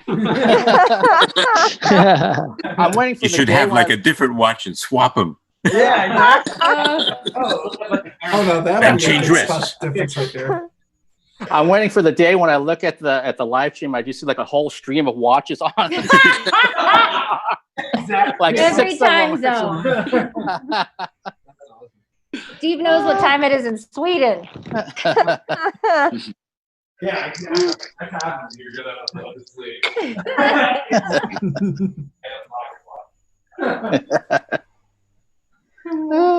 What's everybody drinking? Powder. Rosé. Oh, what kind of rosé? What's your go-to? Ooh. It's a Cabernet Franc. Oh, Cab 2018. Franc. Cab Franc is my favorite. Oh, my star. Oh, I love Cab Franc. I love Cab Franc. That's amazing. I like red Cab Francs, but Me this is a too. rosé. It's I very, also- very good. Yeah, I'm also a Nice. Cab Franc red girl as well. So Cab Franc rosé, out of control. All right. Oh, what's that? Carl brought this for us. What is it? I don't know what that is. Midwest IPA. It's really. He leans into the camera like he can see better. I do. I'm like, what is that? I'll also look for things that are like, so if I'm looking at Mark's camera, I can see Mark here. And if something like, I think maybe there's something to the right of him, I'm like, is that over there? Like I can change the angle of his camera by looking. Yeah. for things. Yeah. What Over there. What's going on over here? Yeah. So, look what I'm wearing Oh, today. yeah. Oh, that's awesome. Isn't it so soft? Oh, it's so soft. Yeah. It's so hello. nice. And I found this too. Oh, this is a nice moment to talk about that. I'm so excited about Tuesday, you guys. Me too. So on Tuesday, we have this incredible voice actor that's going to be reading my children's book. And Nicole, she's the illustrator. Mark's actually going to interview her. And she's also a musician. We met because we sang opera together. We were in Magic Flute. We've been in several operas together, but the first opera we were in together was Magic Flute. She is incredible. She's a soprano for the U.S. Army Band. To give you an idea, she's just It's a really, really hard job. It's very hard to get in. She's incredible. So yeah, but she also is a songwriter. So she actually put together like a really cool like music performance for us. So that's going to be, yeah, I'm very, very excited about this. It'll be a really cool night. So yeah. And Tom is amazing, the voice actor. Like me and Sash were meeting with him, and we both got super teary, like to hear him voicing the book. So I think it's going to be a really special night. I'm looking forward to it. Yeah. Tosh, another idea for a guest we could have is the people from the band Mix One. Oh yeah. So I'm friends with this wonderful person named Mike, and I sang guest vocals on his last album. He's in the UK, and he's just put together an animated series, and there's voices from like Aesthetic Perfection and just kind of a bunch of different really amazing bands that also that they voiced the animated characters. So me and Sash both voiced some characters on that series and sang guest vocals on one of the songs. And cool. Yeah, so yeah, that actually is a really good idea. I totally forgot about that. We've had so much going on. Yeah, it was like, so fun. It was so fun. we voiced that I think in the last tour. Yep, during the last tour. tour. We did that during the last tour. We are always juggling all the things. It's like holy cannoli. Yeah, performing the song, recording the thing, shooting the thing. Cool. Yeah. So I totally picture you doing voice acting stuff. It's a lot of fun. The one clip I saw, Tosh, was a character like totally different from your own personality. Like it was somebody like, it's hard to describe, but kind of stuffy. Yeah. Yep. And I was like, wow. Just being friends with you guys for years, I'm like, that's totally not Natasha, you know, that's totally not you. Yeah. It was cool. It's a fun thing about acting. I think it's like you get to use your imagination and play in different universes and be something that you aren't, you know, or just imagine what it would be like to be in those shoes. And sometimes it's relatable. There's different relatable characters. But yeah, he had described the character to me as just like that. He wanted somebody that was very posh. So that was very fun. Yeah, I'm going to have to definitely check it out because there was a cartoon probably about 10 years ago. It was done 8-bit. It was all 8-bit animation. It was called Code Monkeys. Oh, yes. And it's more geeky than anything, but there's references to Nintendo and Atari 2600, stuff like that. But it was all done with 8-bit characters. So it's like a throwback to like the old NES. And it was it was very, very funny. But then Comcast bought out, it was G4 Tech TV bought out and got rid of the network. So I miss G4 so shows can't. Yeah. I'll have to check that out. I've heard of Code Monkeys. Yeah. Yeah, but that little promo I saw of your cartoon totally reminded me of the 8-bit. Yep. Yeah, it was. I was like, this is so cool. Yeah, I'm really excited about the series. I think it's going to be a really fun one. So. And just like Mark said, I talk with my hands too. It's bad. I totally talk with my hands all the time. Yep. All the time. I sometimes see pictures back of when we perform. I don't know what it is. I always do this I caught a fish thing. It's always like I caught a fish, you guys. It's this big. So yeah. Big. So awesome. And then Scott catches a burrito. He catches a burrito, yeah. Scott's always catching a burrito. Very exciting. I mean, there's a lot of catching, I guess, going on around here. Oh, well, you know what, y'all? That's been a tea time timer like 3 times, but we were having such a good time. But I should probably go ahead and call it. But thank y'all for being here and for being awesome, being our family and the people we want to see every evening. Thanks for letting us hang out with y'all. So yeah. Yes. Yeah, you guys are so much fun. We love you guys. We love you too. I'll send you a picture of August, Sasha. You're gonna die. Yeah, send me August. Send me what August looks like, and I'll send it to the band. It'll be great fun. And Mark and Christiana, thank you guys so much. Thanks for joining us. Yeah, thanks for coming in. Thank you for having me. Yes. Yeah, no, thank you. And I'm going to try to get in here as often as I can. And I already have another date on my written calendar when I'm going to be coming into the tea time, and it's really, really soon. Yeah, just when you're finding a balance, there's no right or wrong way to do it. It's just your way of doing it. Yeah, that's true. Thank you for saying that. Yeah. Well, have a good night, guys. Yeah, you too. Good night. Good night. Good night. Bye. See you, everybody. See you guys.